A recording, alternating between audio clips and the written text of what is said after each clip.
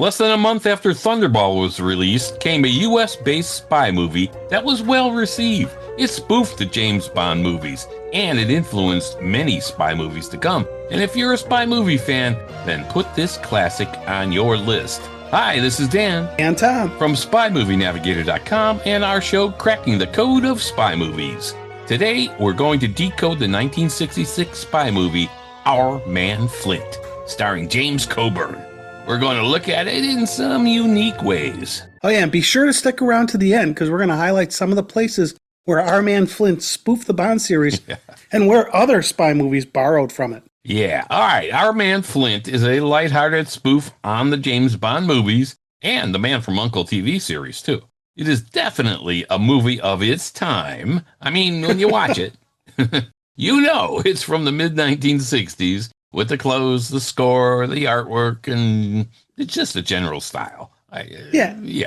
And yeah, Austin Powers spoofed this thing heavily. And when you think of Austin Powers, you think of someone from this era. I mean, remember, Powers was cryogenically frozen in 1967, so it was at the exact right time for this movie, and that's why Austin Powers spoofs so much of this one. Yeah, all right. Now, the story follows Derek Flint, a brilliant, eccentric ex-secret agent who is living a life of luxury and leisure when he's called back into action by a global intelligence agency. Wait, a global intelligence agency? It's got to have a fun name. What's its name? It does. It's ZOWIE. Zonal Organization, World Intelligence Espionage. Okay, that's it. Now, I wonder how long these writers think to come up with names like that. Well, I'm thinking most of these organizations in spy movies, they have to have a fun acronym. So when I learned what ZOWIE is capable of, my reaction was wowie. Look what they do. Worldwide operations, warfare, intelligence, and espionage. Wowie. Keep up with my own. All right. Very, very good. Now, we should also say that Derek Flint, the main character, he's not the type of spy we normally cover here at Cracking the Code of Spy Movies, because he's not a government agent per se. He's an independent. He's brought in by the government. He kind of feels like more of a Bruce Wayne type of a character, where he's this rich guy who does things for the good of man. Yeah. But he is brought in by a worldwide organization, though. So that's true. But he doesn't start out as a spy. No, but right. He did have a spy background. He was a spy at one point. Right. But that's not what he's doing when the movie starts. All right. Now, there's this mysterious organization known as Galaxy, led by a trio of rogue scientists, and they begin triggering catastrophic natural disasters, earthquakes, storms, and volcano eruptions, using advanced weather control technology. Now, we just said every acronym for a spy organization's got to stand for something. Galaxy, as far as we know, stands for nothing. Yeah, they never told us. No. All right. Their goal is to blackmail the world's governments into surrendering power and adopting their vision of a controlled utopian society. How nice. All right. And at this time, blackmail was a common spy villain tool. Derek Flint is also a reluctant spy. He had to be asked multiple times to come back for this mission. Yeah. And we often talk about the reluctant spy, and it was also his boss was reluctant to bring him back because his boss doesn't like him. Yeah, and well, for reasons. I mean, the big one is Derek Flint doesn't take orders. Yeah, but it was it was the computer. Everybody in the organization ran the analysis through their computer, and every one of them said, "You've got to bring Flint back." Yeah, right. So his boss named Cramden brought back Flint and said, "Okay, you got to go ask him now." Well, no, it wasn't you have to go ask him. You have to get him. Yeah, they have to go get him, right. Well, it took an assassination attempt against Flint before he finally agreed. Using his extraordinary skills, gadgets, and unconventional methods, he travels across the globe to uncover this conspiracy. Now, he's sort of a Sherlock Holmes, James Bond, and Napoleon Solo all wrapped into one very wealthy, kind of interesting guy. Along the way, he encounters Gila, a seductive agent working for Galaxy. Gila is played by Gila Golan in what was supposed to be her, Golan's, breakout role. Flint has to navigate a mix of danger, humor, and intrigue as he tracks the organization to its hidden island headquarters. Island headquarters. Wait, yeah, an island headquarters that's hidden. I wonder where that idea came from. And the island's in a volcano. Did we mention this movie spoofs James Bond? Yeah, it does. Yeah, and so in the climax, Flint infiltrates the base, outsmarts the villains, rescues brainwashed women used by Galaxy, and ultimately destroys the operation, saving the world in typically flamboyant and over-the-top fashion. Well, okay. Really? Well, and he ends up on a boat surrounded by a bevy of beauties. Very Bond-like. Yeah. I mean, the movie blends action and comedy and satire, and it pokes fun at spy cliches by making Flint almost absurdly capable. Yeah. I mean, he's a wizard at math. He's a martial artist and a ladies' man who relies as much on wit and charm as on gadgets. Yeah, unfortunately, we don't get enough of his background in this movie. And if you listen to the commentary track on the Ultimate Flint Collection DVD set, they read the original backstory of Flint. I mean, this guy speaks like 42 languages fluently. Yeah. He's got this huge list of accomplishments and awards he's been given. I mean, there's nothing Derek Flint can't do. Yeah. I mean, in short, Our Man Flint is a fast-paced, tongue-in-cheek adventure about an ultra-competent super spy stopping a group of scientists who plan to rule the world through climate manipulation. Does it work? Absolutely. This is a fun movie, right? We should also point out, we said it was a movie of its time, and the way it shows women is not flattering by today's standards. Remember, they were trying to spoof things, and so they took some things way over the top. But there are going to be some women today who, if they don't approve of this spoofing, might be a little put off by how women are portrayed in this movie. But if you take it for what it is trying to be, I think it'll work for you. Yeah, I think you can get over that pretty easily. I mean, and come on, he does save the day with that kind of stuff. All right, let's look at the cast. The cast, I think, was generally well received. We'll start with the character, Derek Flint, played by Oscar-winning actor James Coburn. Coburn carries the movie, and he has to. If he hadn't worked in this role, the movie wouldn't have worked at all. In fact, most of the criticisms we've seen about the movie highlight Coburn's performance as the movie's highlight.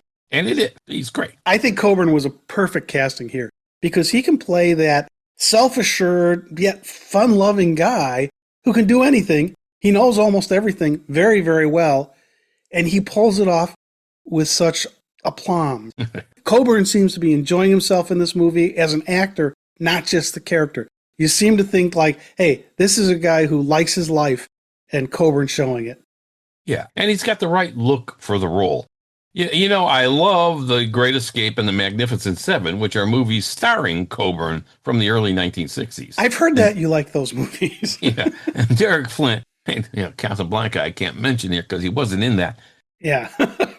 It's a definitely different role for him with all the comedy in Our Man Flint. And Coburn is great in all three of these movies. So there you go. All right, so the next character we have to point out then is Cramden, who's Flint's boss. He's played by another fantastic actor, Lee J. Cobb.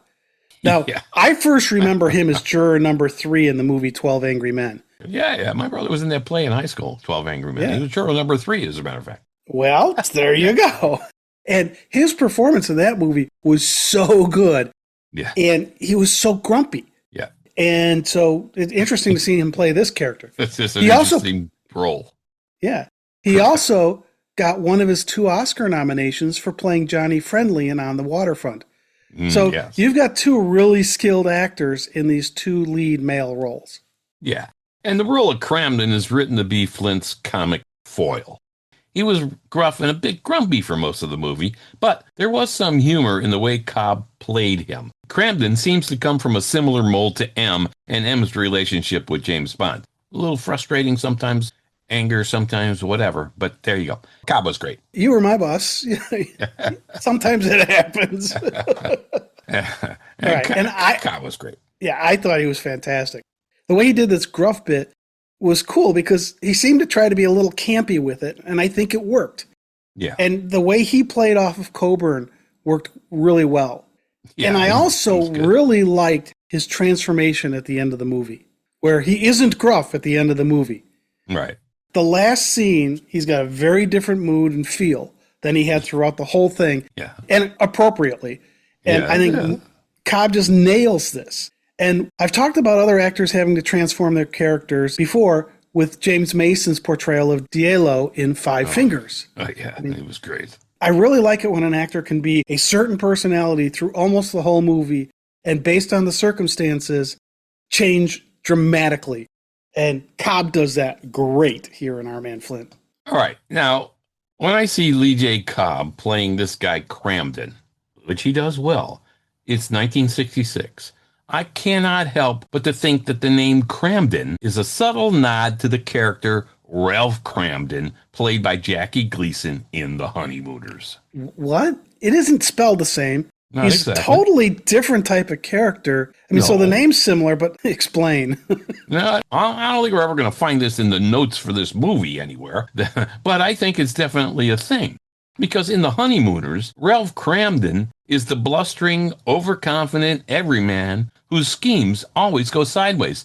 Someone we can all relate to because we've all acted that way at one time or another. He's definitely playing a foil-type role. And in Our Man Flint, Lloyd Cramden fills the same foil role, the exasperated bureaucrat who constantly tries to rein in Flint's absurd brilliance. This dynamic is the same.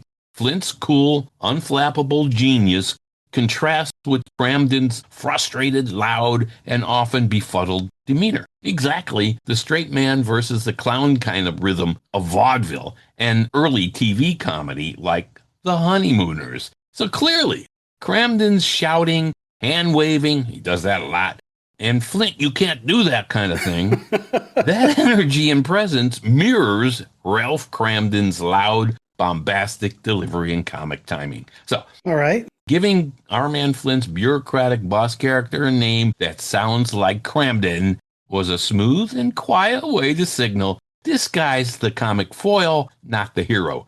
And we get all of that early in this movie. So there. So, again, while there's no official statement from the filmmakers confirming this, we dig deeper than they do sometimes. No, we read meanings that sometimes aren't there into things. No, this is definitely there. The phonetic nod and character type here make it a deliberate inside joke. A little vaudeville TV crossover that fits perfectly with the movie's parody DNA. I think it's perfect. So there you go.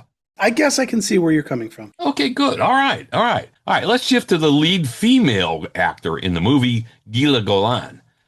And this one is a bit tougher. As I said earlier, this was supposed to be her breakout role. Well, most of the criticism we've seen about her talks about her striking presence. That's not good if that's all they're talking about. She's a beautiful woman. She won the title of Miss Israel in 1961. She does feel kind of like a Bond girl, if I can still use that term these days. Yeah. I mean, we have to remember that Daniela Bianchi, who played Tatiana in From Russia with Love, she won Miss Universo Italia in 1960. So having a former beauty pageant queen take on a leading role in a spy movie wasn't that unusual. Yeah, I mean, Gila is beautiful. There's no question about it. But the critics usually talked about that and not her acting. I don't think her performance was even close to what we got from Cobb and Coburn. But Oh, you mean the two actors with the Oscar credentials? Okay, I'll agree with you there. Yeah. But I got over her acting because she is beautiful, and I thought she did okay. Now, I don't think Golan hurts the movie that much, really. But a stronger actor maybe would have been better in that role. I don't know. But I got over it, and I think she was okay. I agree. And I know at one point some people were trying to pitch Raquel Welch for this role. No, I don't think that would have worked. She was in serious consideration. Yeah. All right. What about her partner in crime, Malcolm Rodney, played by Edward Mulhare? He's an Emmy-nominated actor and is probably best known for his TV roles, The Ghost in Mrs. Muir and Knight Rider. On the stage, he took over from Rex Harrison in the role of Henry Higgins on Broadway, a role in which he gave 1,000 performances. Right, now this is a nice background, but I'm not sure what he contributed to Our Man Flint. I mean, the performance, not the character of Malcolm Rodney. Well, I think he worked here. Our Man Flint is a campy movie, and I thought Mulhare's performance kind of fit right in. I mean, that said, one would never think of him as a Bond-like villain, really, but Well, yeah, but that's really more the role than the actor, right? yeah, so I thought he was all right, actually. Okay, I I didn't thought it was mind. okay. I just Yeah. he was okay. Hmm. Now let's look at some of the supporting actors, and as I sometimes do, I'm going to go a bit deep into a couple of them. So, Dan, what did you think of the supporting performances? Yeah, I thought the supporting cast was pretty strong. I especially liked Michael St. Clair's performance as Hans Gruber. Wait, that was Alan Rickman's character's name in Die Hard. Yeah, I wonder where they got that from. Oh, yeah. Anyway, he gives us the first bald, menacing bad guy in a major spy movie. This was before we even saw Blofeld's face, which didn't come till Donald Pleasance's performance in You Only Live Twice, the year after our man Flint came out. Well, we also have to remember that Ian Fleming described Blofeld as having dark, closely cropped, crew-cut hair. So it's possible that Hans Gruber led to the casting of Donald Pleasance in You Only Live Twice. Yeah, maybe. Anyway, I like the way St. Clair portrayed Gruber. He was menacing, yet campy, which fits the movie. Oh yeah, well. I thought he was solid in that role. And that brings us to Flint's four women. He was often seen with four beautiful women, kind of like his entourage, but they each had a role. They provided a great satirical look at how women had often been portrayed in this time frame. Exactly, and that's what I was kind of alluding to before. They're spoofing the way women have been portrayed. Yeah. All right, so these actors were Shelby Grant, who played Leslie. Now, she also played Princess Sandra in 2 episodes of the Batman series, so you might have seen that. Well, Sigrid Valdez played Anna. Now, she had more success when she got the role of Hilda on Hogan's yes. Heroes. Yeah, we did an episode on Hogan's. Yeah. And she did 56 episodes of Hogan's, so Yeah. Fiona Serra played Gina. Now, Serra was an Italian actress who had played more Italian movies and TV than what we normally have seen her in here in America. And Helen Funai played Sakito. Now, Funai was in the spy TV series I Spy, The Wild Wild West, Mission Impossible, Matt Helm, as well as a bunch of other TVs and movies. Those were good. She was a popular actress to bring in when the show required an Asian supporting actress who was a female. Yeah, I thought this ensemble of women was great. They didn't have huge roles, but they delivered what was needed, I thought, for the roles. Yeah, I think it helped bring out the spoofiness of this. Now, Yeah. there are also 2 more roles. This is where I'm going to go deep into a couple supporting actors that were played by actors that I want to call out. And the first one is a harpist. Right, there's a harpist in this movie. Yeah. She doesn't get much screen time, but she was played by Gail Levant, who was married to Oscar Levant. And I'm only bringing this up because recently there was a play on Broadway in the West End called Goodnight Oscar, which was about Oscar Levant. Gail has an important role in that play, so someone who saw this popular play now has a bit of more background on this actor. Okay. Okay? All So, right. Whatever. All right. Uh-huh. And then the last ensemble member I want to highlight is Anna Hartman. Now, she played Cramden's assistant who helped decipher Flint's encrypted codes to Cramden. She was Right? So, and it was funny the way he delivered these codes, and she would Yeah. take these and decipher them for him. Yeah, they're all numbers, of course. Yeah. Yeah. So this was a small part, but as we saw in the movie Hidden Figures, women of color were involved in mathematics at the time, helping NASA. Now here, Hartman was the first black woman to sign a talent contract with NBC. She also became the mayor of Universal City in 1968, again becoming the first black woman with that accomplishment. So she has a very interesting, great background. Her role was tiny here, but she played it well. Yeah. And let's not forget the cab driver. I thought the cab driver was kind of cool. Louis Charles, right? Yeah. He played the cab driver. And it was a small role, but it was a funny role. And Charles, he was also in Topaz, which we did an episode on as well. So yeah, I thought it was a fun role. Yeah, I agree with you there, and I think he did do a good job with it. And he also, like Coburn, looked like he was having fun with it. It's campy, and the performances had to show it, and Louis Charles brought that out. Yeah. All right, let's look behind the camera now.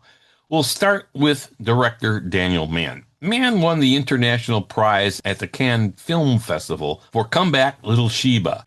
He also had 2 other nominations at the Cannes Film Festival and 3 nominations with the Directors Guild of America.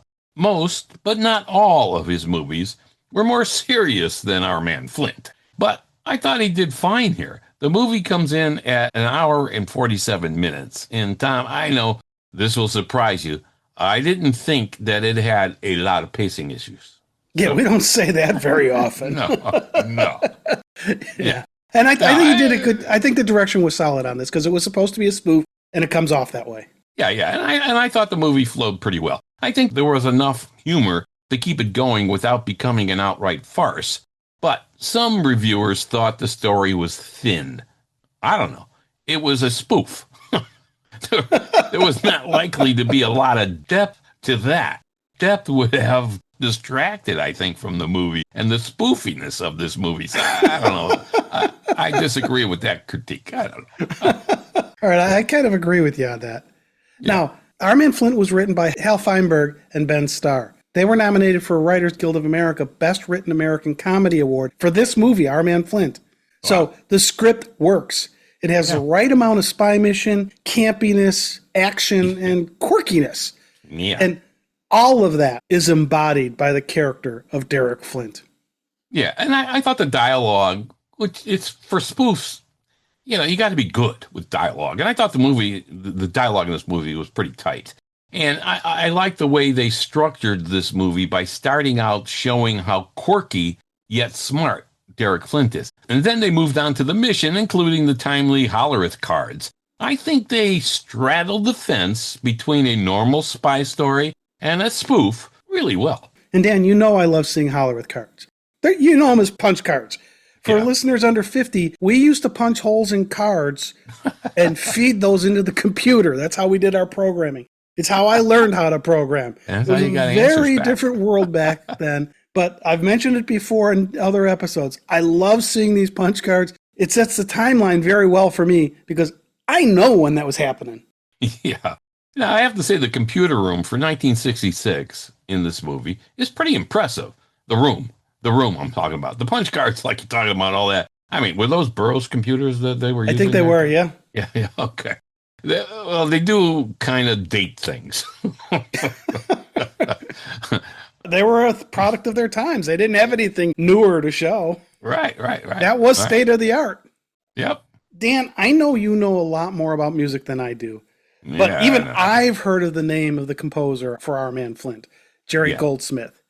This guy was nominated for 17 Academy Awards. He won one of them. 4 BAFTA Awards. He won 5 Emmy Awards. And he had 2 other nominations for the Emmys, including the original theme for the TV show, The Man from U.N.C.L.E. Which was fantastic. So this guy was a powerhouse coming in. What'd you think of his score?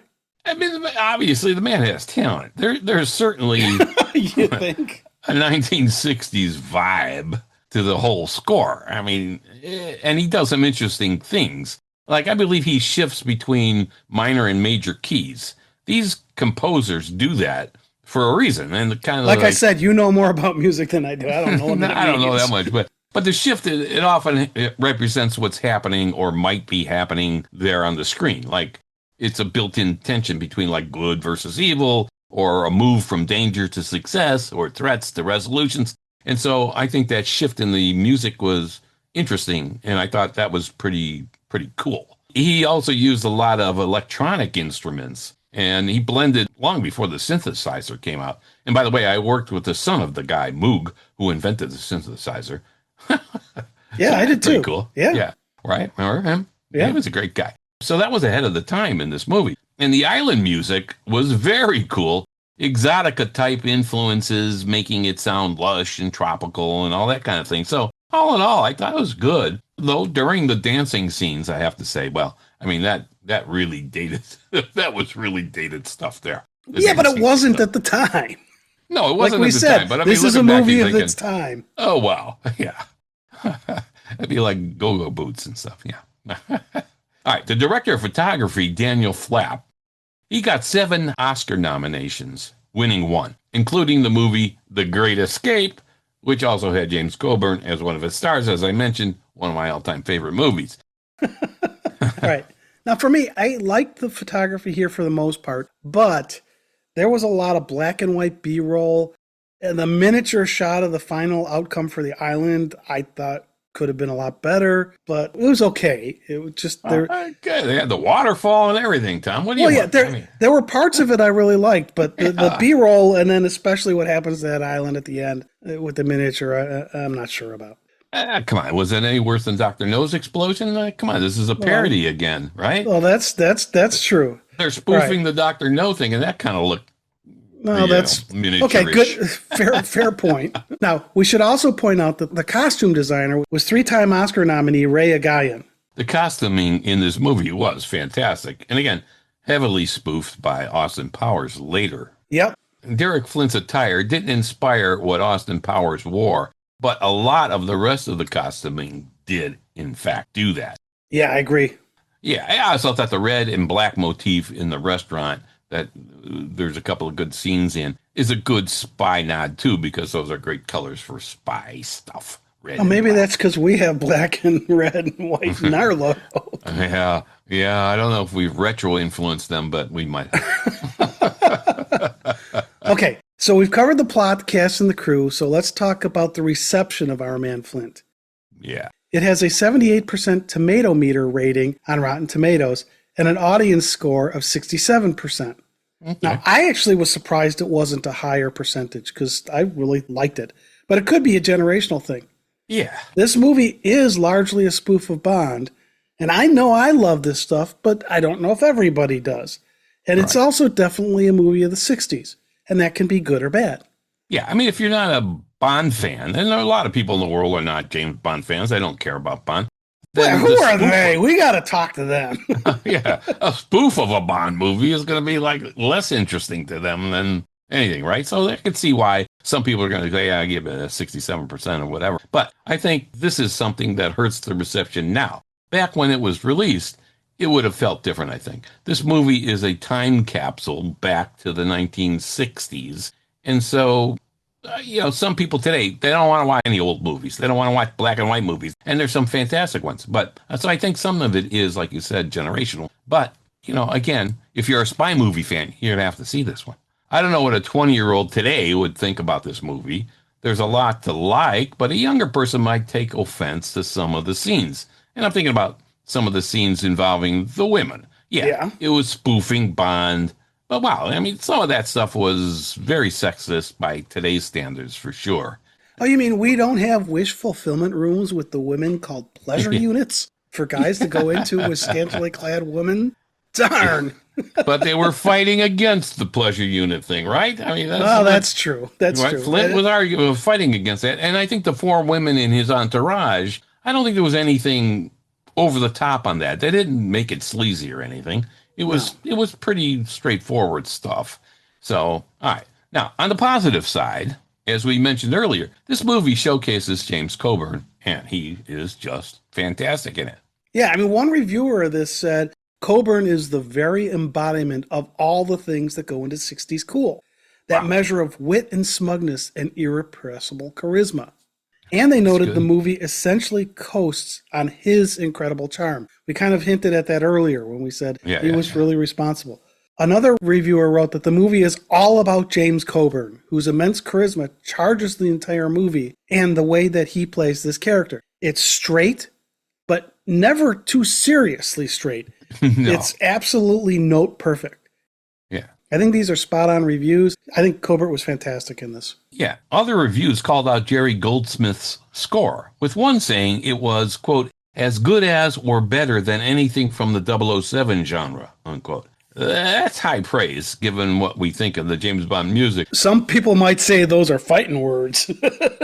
Yeah, but I wouldn't say that. I wouldn't say it was as good as anything John Barry and all these guys did with the Bond music. But the reviews are mixed, and I think that makes some sense. If you like spy movies and you like spoofs, you're likely going to like Our Man Flint. However, if you don't like spoofs or are offended by women often being portrayed as nothing more than sex objects, this one might not be for you. But again, I don't think they went over the top on the set. The pleasure unit thing at the end, I think that was another spoof on, I can't remember what it was. There was another movie where they wasn't it the Manchurian Candidate? Was it Manchurian Candidate?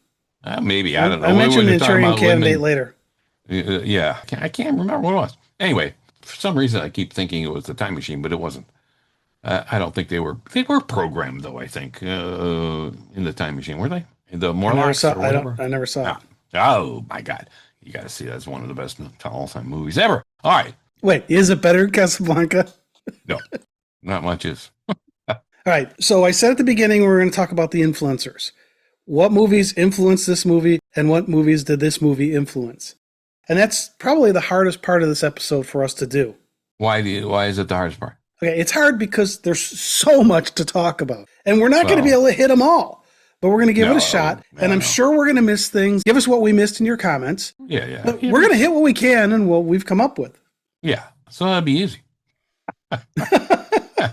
It's over half of this episode. So. All right, let's start this section talking about the movies and TVs that influenced our man Flint.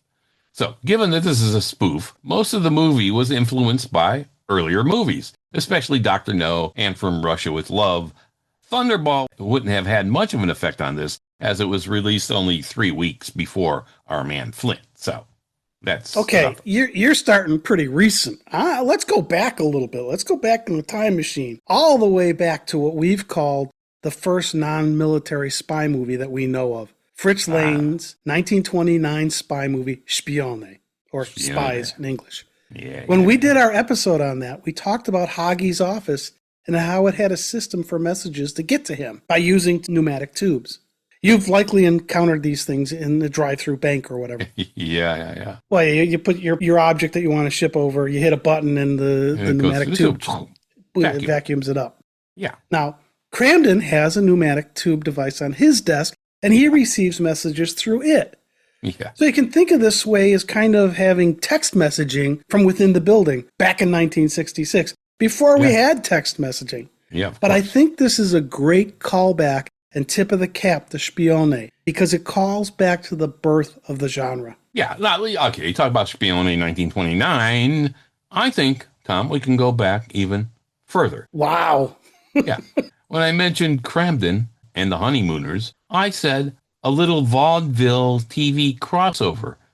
Yeah, I didn't jump in there because I wasn't exactly sure where you were going with that. Well, I'll tell you now. It fits perfectly with the movie's parody DNA. I want to focus a bit on the vaudeville part of that. When I watch this movie, I cannot help but to think that our man Flint, 1966, absolutely borrows from vaudeville traditions. And that's part of what gives it a playful, self-aware tone.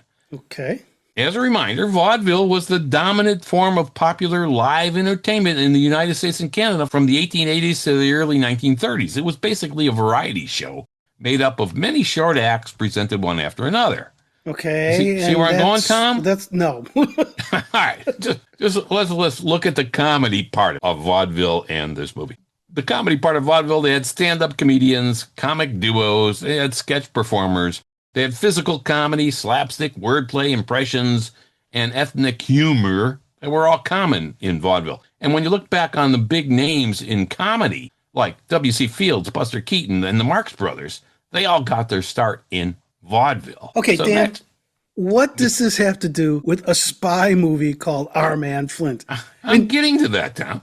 Have a little patience here. All right. So, in Our Man Flint, I think that the vaudeville influence shows up in these ways. Number one, the dialogue as comic banter. The movie's dialogue often feels like a two-man routine. There are numerous instances of very witty setups and punchlines between Flint and any number of side characters, including his boss, Cramden. So that's very vaudeville-like. And this concept, directly taken from vaudeville of a straight man versus a clown kind of thing or a bumbling character, is all over this movie. Flint's deadpan confidence and delivery plays against the absurd situations over and over again in the movie. Well, so, I'll give you, Coburn plays Flint on the up and up through this thing. So he's the straight man here. And well, the rest of the things seem absurd. Okay, it's not exactly Abbott and Costello's Who's on First. But okay, I'm starting to get it. All right. So you're getting there. And the dialogue is really like set lines from a live stage performance. It's delivered with rhythm and timing. So here, it's meant to get laughs, not just advance the plot. And again, much like the stage patter that went on in live vaudeville shows. So okay, that makes sense. Yeah, okay. Yeah. Now you got the slapstick and the physical comedy part too. That's borrowed from vaudeville as well. Flint's exaggerated gadget use, like his multifunction lighter that we'll talk about later, this has 82 different functions. 83 if you wish to light a cigar. Or his karate moves. I mean, these border on visual, physical farce. So all this stuff is pretty vaudevillian. Okay, So- I'll give you that it definitely borders on visual farce. But the karate stuff, James Coburn was trained in karate, and to me, that didn't seem like a farce. It was the way he knew how to fight, and when he fights in the movie, he's using those techniques. Yeah, but the fight choreography is intentionally over the top. Yeah, he looks good doing it. The punches that send people flying, improbable escapes, that's pure vaudeville slapstick dressed up as the spy action. So I think, yeah, he was trained. Actually, was it Bruce Lee who actually helped train him? I think. Yes, he worked was with a Bruce friend of Lee, his. yeah. Yeah. So you look at the many shots in this movie where Flint is fighting, yet his hair is always perfectly neat. His body is in control. That certainly is a parody of excess and an exaggeration and parody of what we have seen in the first 3 James Bond movies that were out at this point. So I'll give you that. Yeah. The music and the structure of all of that's big on vaudeville. And it was in Our Man Flint. And yeah, they aren't singing here like they did in vaudeville. Yeah. But pay attention to the music and the musical score in Our Man Flint that we talked about a little bit. It is used often to highlight and punctuate jokes and movements akin to the musical cue for stage comedy. Really, it's quite obvious. Jerry Goldsmith did a great job with this. And you got to notice how the scenes often end on a kind of a visual button. Boom. A freeze frame kind of thing, worthy gag or an ironic line or something, mirroring how vaudeville acts closed with a laugh or a flourish or whatever. So Okay, I never thought of it that way, but as I think about the movie, as you're saying, that kind of makes sense. Yeah, and then the whole character. Look at the character. The character archetypes are right from vaudeville. Flint himself is a vaudeville caricature of a super spy, a mix of magician, acrobat, comedian, all of that. And the staples of stage comedy permeate this whole movie. Exaggerated adversaries and allies, the pompous villain, the seductive assistant, the bubbling bureaucrat. It's all vaudeville stuff. And vaudeville teamed with self-awareness and audience winks and nods. They did that all the time live on stage in vaudeville. And this movie constantly reminds us that it's performing. It's breaking the illusion of realism with absurdity and charm. That wink and nod to the audience is pure vaudeville. We know this is ridiculous and absurd, but hey, that's the fun of it all. So there you go. So in short, I think Our Man Flint turns the spy genre into a vaudeville review. Part parody, part performance, where every gadget and quip is a punchline. So there you go. There you go. That's my vaudeville routine. I had never thought about that before, talking about vaudeville at all in any of our episodes about spy No, movies. never before. But Dan, I actually think it seems to be a good way to look at this movie. All right. Excellent. I'll give you one gag that I think gives you the feel that I think you're talking about here. Okay. Yeah. Flint is going to be given a code from the government to use, and he says, no, I want to use my own code because his are based on a mathematical formula. And he comes up with 40, 26, 36. Flint was going to explain to Cramden where he came up with it. He says it's based on, and Cramden interrupts him. I can imagine what it's based on. I mean, that whole interaction felt very vaudevillian to me. Okay, good. All right. All right. And that's good. That same joke gets repeated later in the cab with the cab driver played by Lewis Charles. So, yeah, that was good. Okay. I like that. That's making back. sense. I like that analysis, Dan. All right, that's good. All right. Let's take a minute and give a shout out to a few listeners who recently gave us feedback on our podcast episodes. On our Bond Superpower Situational Intelligence episode, Pietro Rossi said, your podcasts are as good and informative as ever. Love the situational intelligence. And then on our Invisible Scene that explains the whole spy story, we got nice feedback from Jim Phelps. Terrific spy class today. Another great way of looking at these movies and gaining information in so many different ways. And Randy Hankins gave us feedback on the same episode. Another excellent episode. Thank you. So thanks. We love hearing from our listeners, and that helps us tailor our episodes to things you enjoy even more. So thank you. All right, now let's look at other influencers of Our Man Flint. We can look way back, Tom, to 1878 for this one. Okay. The evil organization in this movie is called Galaxy. Dr. Krupoff is one of the 3 mad scientists who run Galaxy. Now, oh, wait a minute. Wait a second. So you just mentioned somebody's name. I bet you're going to give me the etymology of it. Kind of. I mean, like you did with Cramden. I kind of like to look at the meaning of names, why they choose them, and so on. In literature, Krupoff is a character referenced in Leo Tolstoy's classic 1878 novel, Anna Karenina. In the book, a military officer named Sapolsky, say that 5 times. Sapolsky, I think, he mentions Krupoff as an example of a man who ruined his career for the sake of a woman. Okay, all right. Okay. So we got Krupoff here. There's meaning here. Well, see, I thought the meaning was just, it was clearly meant to sound Soviet. Definitely. Because that would definitely fit the 1960s spy spoof formula. And the whole Cold War stuff, yeah. Yeah, okay. So you give one villain a vaguely Russian name in the 1960s, you would give another villain a Germanic name. In this case, it's Schneider. Yeah. And then you would give another an East Asian name, like here they use the name Wu. It's maybe a Fu Manchu or Charlie Chan kind of villain. Maybe even a Dr. No prototype. I don't know. Yeah. So there you have it. It's an international conspiracy trope that we see used in Bond movies and others of the same era. Now, when Krupoff introduces the other 2 scientists to Flint, though, I love this. He points at the Caucasian-looking guy and calls him Wu, and the Asian-looking guy and calls him Schneider. Yeah, see, I thought that was a little bit cringy in today's times. I thought it was just hilarious. I thought it was funny. Let's talk about Charlie Chan, Tom, because you mentioned Charlie Chan a minute ago. Yeah, the actor who played Schneider was Benson Fong, and he was best known for playing Tommy Chan in the Charlie Chan movies. So I think that reference works. Yeah, this whole scene is right out of the Bond movies, from Russia with Love, Thunderball. I mean, even you see it in Thunderball. I mean, again, they were simultaneous almost. Right, now, Dan, I know you love Sherlock Holmes, and I think there are some Sherlock Holmes moments in Our Man Flint. Okay. For instance, someone gets shot with a poison dart, and the dart was analyzed, and it had traces of garlic, saffron, and fennel on it. I mean, and what happens with that then becomes very Sherlock Holmesian, if you'll let me use that as a word. Yeah, sure.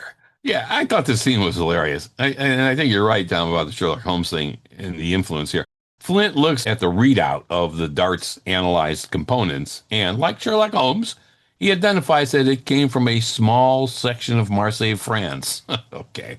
He said it was from a bouillabaisse, and only that section of Marseille used that recipe for bouillabaisse. His testing of the different bouillabaisses in Marseille, I thought that was a funny scene. Yeah, it really was. And Sherlock Holmes would like identify tobacco from certain shops and stuff. Absolutely, yeah. Right, so I thought that was really good. Yeah. All right, so before this episode gets too long, don't say too late, let's call out some of the James Bond spoofs that happen in this movie. Because it does use a lot of the James Bond formula. It starts with a pre-title sequence with a world crisis and title music. Yep. The boss has his first meeting with Flint. Then there's an attempt on Flint's life. This definitely has and starts out with a Bond feel. And Flint, like James Bond, oozes the feel of an invincible secret agent. And he knows a lot of almost everything. Yeah. And of course, there are a lot of gadgets. Bond has gadgets, so Flint has gadgets. And we get this right from the start at Flint's place. Mm-hmm. He's got a watch on that has a little hand that comes out and kind of like hits him to help wake him up. Yeah, I love that. And he puts himself into this trance where he's trying to like almost be that he stops his heart just to relax himself. Yeah.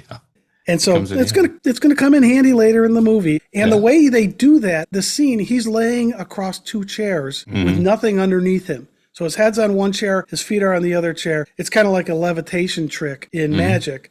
But supposedly Coburn could do that.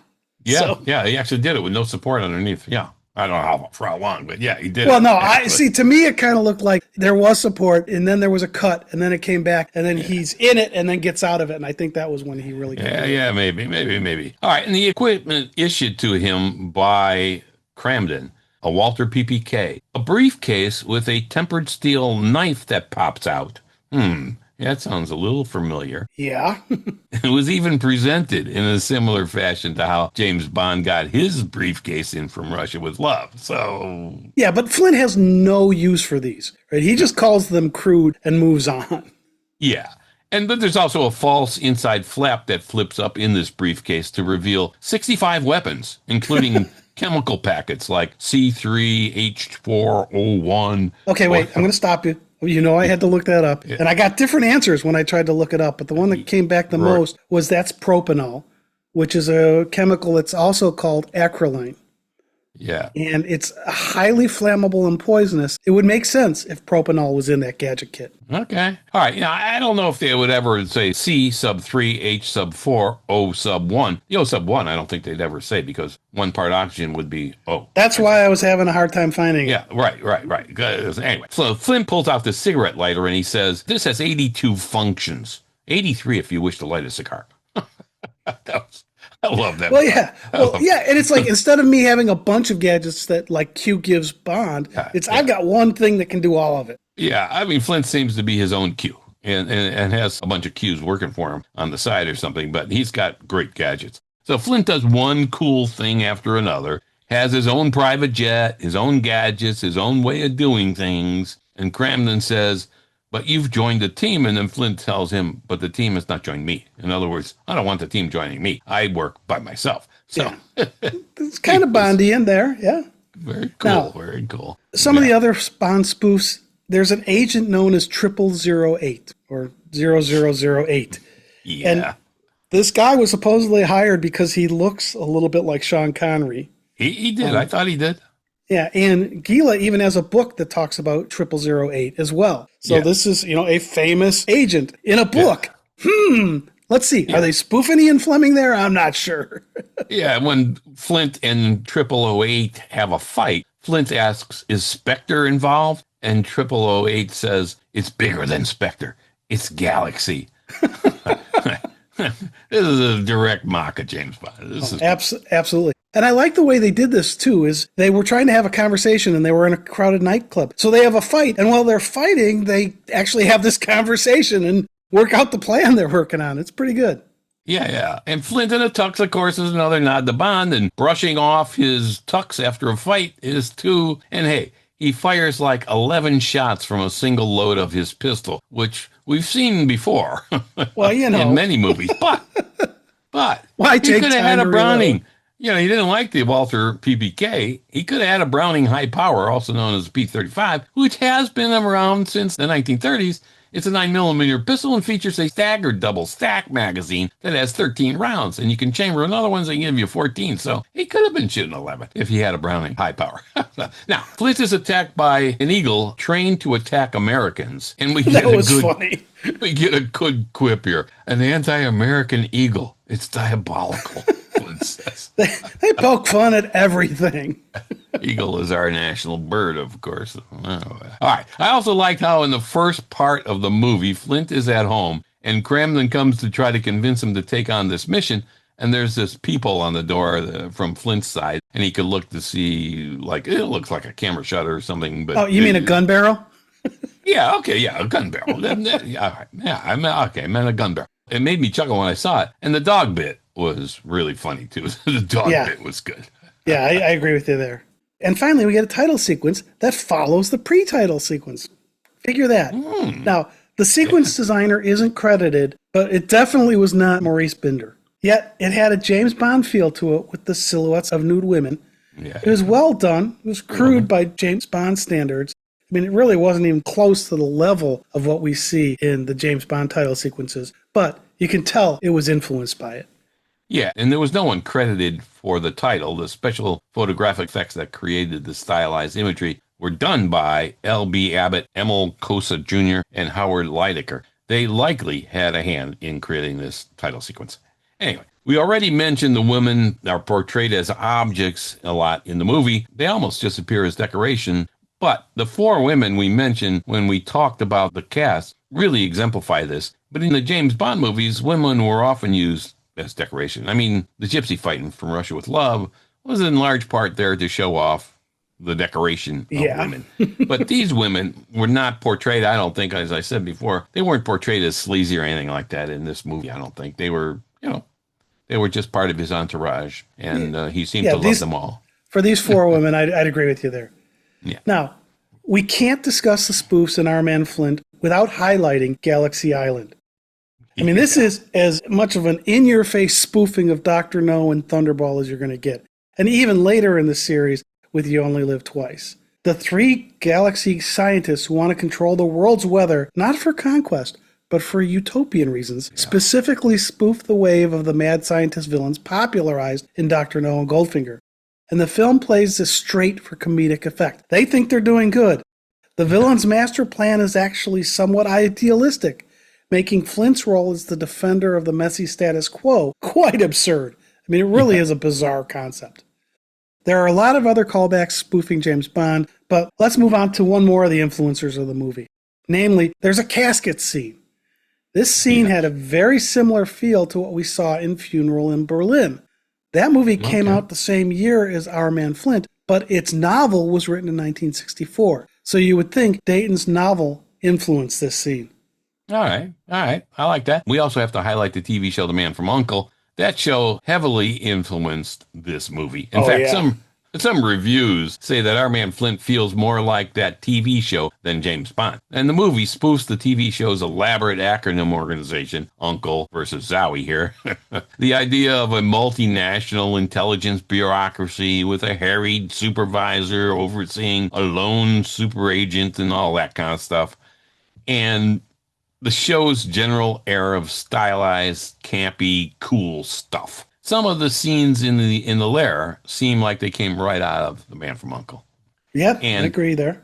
Yeah, one other area in which Our Man Flint was influenced was that Galaxy Island is populated with pleasure units, women conditioned to provide service to men there, which the film presents as a satirical target of the era's sexism while simultaneously indulging it in the movie.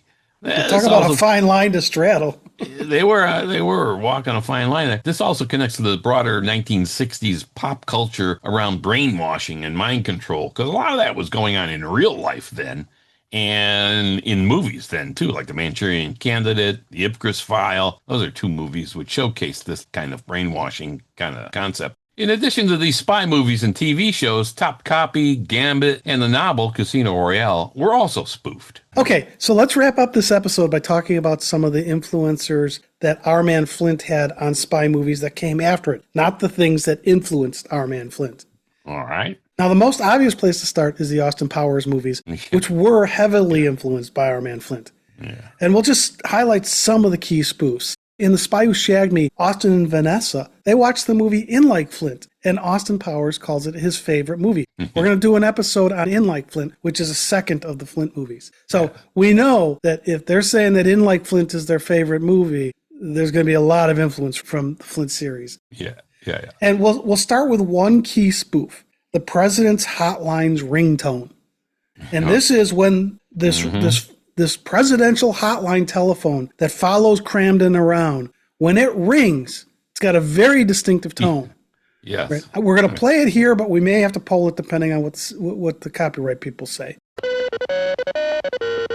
Yeah, all right. Now, it was directly reused in Austin Powers' International Man of Mystery. And they do that in Hollywood all the time. They get a sound and they'll reuse it in a bunch of different movies. Yeah, sure. It was originally created for Our Man Flint, and it's credited to sound designers Carlton W. Faulkner and or Elmer Raguse.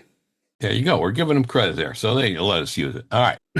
Well, there's also a private jet. Austin Powers owns a private jet similar to Flint's. Goldfinger had a private jet, but it wasn't Bond's. In both Our Man Flint and Austin Powers, it is the spy with the private jet. So that's pretty cool. And back to the women, Flint's 4 live-in playmates, one blonde, one brunette, one redhead, one Asian, are a direct template for Austin Powers groupies and the fembots. Yeah. The whole Flint formula of Bond has a Bond girl, Flint has a harem, became the comedic DNA of the Powers franchise. So yeah, he had to take it a step further. Yeah, all right. We also get the overqualified spy here. We mentioned that there's some background that we don't see in the movie, but Flint has 5 Olympic medals, degrees from 17 universities, a black belt in judo, and Austin Powers inherited almost exactly this template of what I'm going to call the impossibly overqualified spy. There Again, that's good. Not all of the accomplishments are called out in the movie, but it was in early drafts. Yeah. Now, this next one is kind of a fun one because it's toilet humor. All right. Okay. Or toilet humor. influencers, we'll put it. In Our Man Flint, the villain, Hans Gruber, attempts to assassinate Flint in a club in Marseille. But he has the tables turned on him, and Gruber is killed in a toilet stall. Yeah. This scene may have directly influenced the moment in Austin Powers where Austin Powers drowns Irish garroteur Paddy O'Brien in a Las Vegas toilet. So again, in the toilet, the person gets killed. Right. We also saw Bond make his first restroom kill in Casino Royale. Ethan Hunt has one in Fallout. Yeah. So it's a common trope. Yeah, and we've already talked about Derek Flint's lighter in relation to James Bond, but you can also say that it influenced all of Austin Powers' outlandish spy tools and the joke structure, listing ridiculous capabilities before the punchline was a straight spoof of Our Man Flint. No question. Yeah, I agree. There are many more throughout the Austin Powers series, but these that we just called out are probably the biggest ways Our Man Flint influenced that series of movies. Okay, so let's talk about some other movies that were influenced by Our Man Flint. We already mentioned that Hans Gruber was the name of the villain here, as it was in the movie Die Hard, the role played by Alan Rickman there. It's kind of nice to see, okay, there's a callback. Yeah, the episode titled Our Man Bashir from 1995 Star Trek Deep Space Nine was essentially one big spoof on Our Man Flint. Our Man Flint proved that parody movies, both James Bond and otherwise, could be successful in the new Hollywood of the late 1960s and 70s. Mel Brooks's career started in 1967 with The Producers, another great one. Great movie. And by 1974, he had made Blazing Saddles. Best comedy ever. Yeah, and Young Frankenstein, both immensely profitable genre parodies. Flint's commercial success at Fox essentially opened the door for the entire American genre parody tradition that Brooks and others built on. Yeah. And then we get to a movie that I just absolutely hated, Matthew Vaughn's Argylle. It's been described by critics as a tribute to the campy Bond knockoffs like Our Man Flint. Now, we published an episode with our review of Argylle. We hated it, but it did try some of what Flint did. I'll give them that credit. Yeah, and the Kingsman films, their DNA of having an impossibly competent, stylish agent with outlandish gadgets, an hilariously bureaucratic spy organization, and villains with sweeping utopian master plans, maps directly back to Derek Flint here. Come on. Yeah, exactly, because they're poking fun at it. Yeah. Now, we also can't forget Our Man Flint's influence on future James Bond movies. The parts of the scenes on Galaxy Island had to influence how they shot You Only Live Twice and Moonraker. Because you remember, in the novel of You Only Live Twice, there wasn't a lair like that, right? It wasn't a volcano. No. Right? So they took the concept there and moved it over here. And then Moonraker also, I think, was heavily influenced by what happened on that lair. Yeah. There's even a point when the sound is broadcast to everyone on this island we're talking about, and all the people on the island march off like they're programmed to go respond to this sound. It was similar to what we saw with the Angels of Death in On Her Majesty's Secret Service, too. And James Bond's dive off the oil rig in Diamonds Are Forever was very similar to the dive that Flint makes off of Galaxy Island. Yeah, at the end. very, very similar. Yeah, right.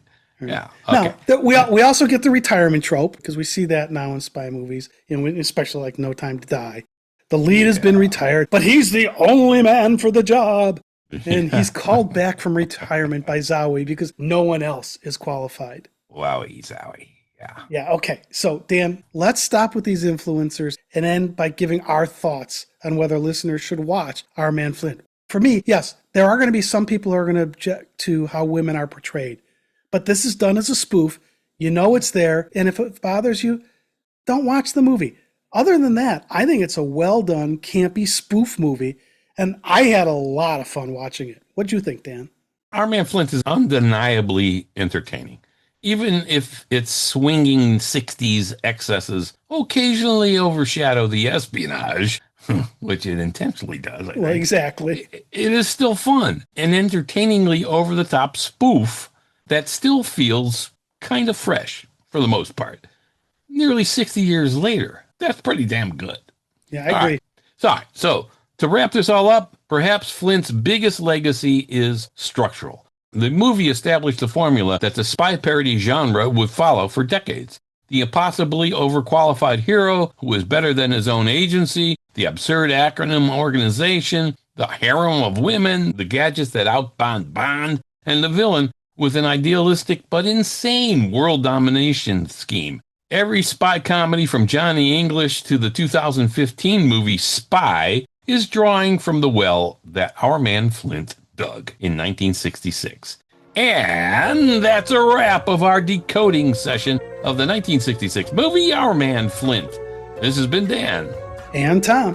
From Cracking the Code of Spy Movies. If you enjoyed this episode, subscribe to Cracking the Code of Spy Movies right now, where every episode reveals something new. Thanks for listening and spending part of your day with us. We really do appreciate that. And remember, in espionage, trust no one except us. Thanks for listening.